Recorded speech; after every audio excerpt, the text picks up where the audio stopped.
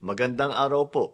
Binabati ko po ang lahat ng ating overseas Filipino workers at kanilang pamilya sa pagdiriwang natin na ika-31 Migrant Workers Day. Ngayong araw, binibigyang pugay natin ang kabutihan, galing at tibay na loob ng ating mga OFW sa iba't ibang panig ng mundo. Sa inyong pag-alis upang makipagsapalaran sa ibang bansa, nabibigyan ninyo ng mas magandang kinabukasan ang inyong mga pamilya at ang bansa. Ngunit kapalit nito ang pangungulila sa mga mahal sa buhay, mga pagdiriwang na malayo sa pamilya at mga hamon na tanging kayo lamang ang nakakaunawa. Sa kabila ng lahat ng ito, patuloy kayong lumalaban taglay ang mga katangiang Pilipino, masipag, maaasahan, mapagmalasakit, at matatag sa anumang pagsubok na dala ng buhay.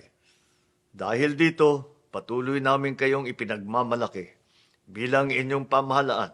Muli naming ipinagtitibay ang aming pangako na ipaglaban ang inyong mga karapatan, pangalagaan ang inyong kapakanan, at palawakin ang suporta para sa inyo at sa inyong mga pamilya. Tinitiyak natin na may maaasahan kayong tulong kapag kailangan, may sapat na proteksyon habang kayo'y nasa ibang bansa, at may malinaw na oportunidad sa inyong pagbabalik at muling pagsisimula dito sa Pilipinas. Sa pangunguna ng Department of Migrant Workers at mga katuwang na ahensya, patuloy namin palalakasin ang mga programang tunay na tumutugon sa inyong pangangailangan.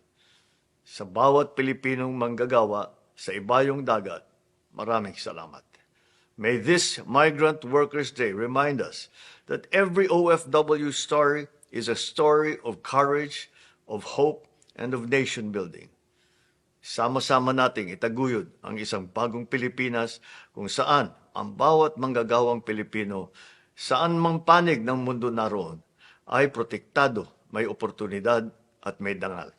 Mabuhay ang ating mga OFW!